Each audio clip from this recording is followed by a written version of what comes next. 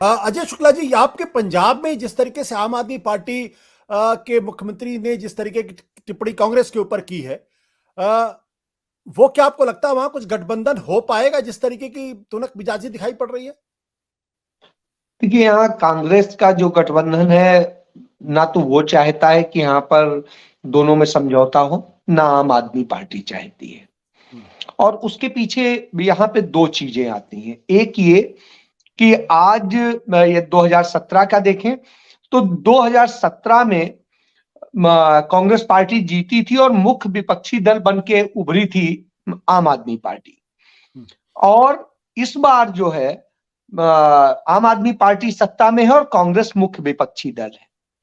भाजपा और जो अकाली है, जो पहले अकाली सबसे बड़ा स्टेक होता था, वो दोनों डाउन पे है।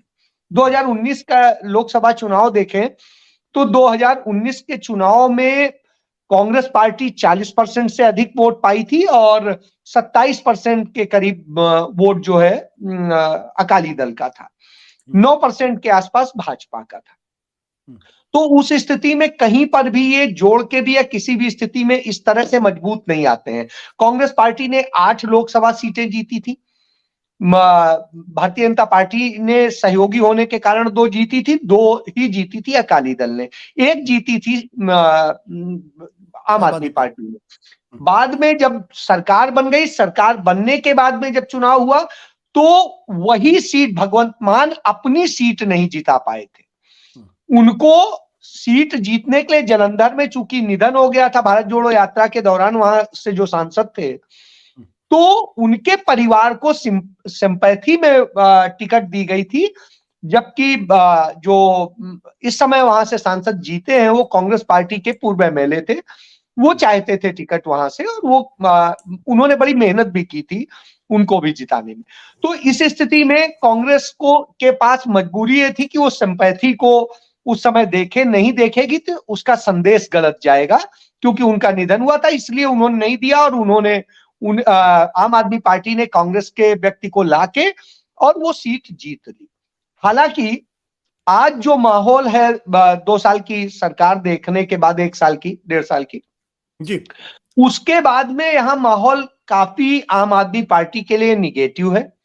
ऐसी स्थिति में कांग्रेस पार्टी को यह लगता है कि यदि किसी दूसरे को ऑप्शन मिला तो उस स्थिति में एक दूसरा यहां पर बन जाए, क्योंकि यहां पर सदैव सीधी टक्कर होती रही है। तो ऐसी स्थिति में दूसरा न कोई विपक्ष बन पाए न कोई पक्ष बन पाए, ऐसी स्थिति में दोनों को ही आपस में लड़ना होगा, वो ज्यादा अच्छा रिजल्ट देगा।